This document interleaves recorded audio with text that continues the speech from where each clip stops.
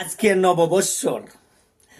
নববৎসরে বাঙালিরা পান্তা ভাত, ইলিশ দিয়ে পান্তা ভাত সুস্বাদ্য খাবার, যেটা দীর্ঘদিন যাবৎ হচ্ছে এবং এবার হবে।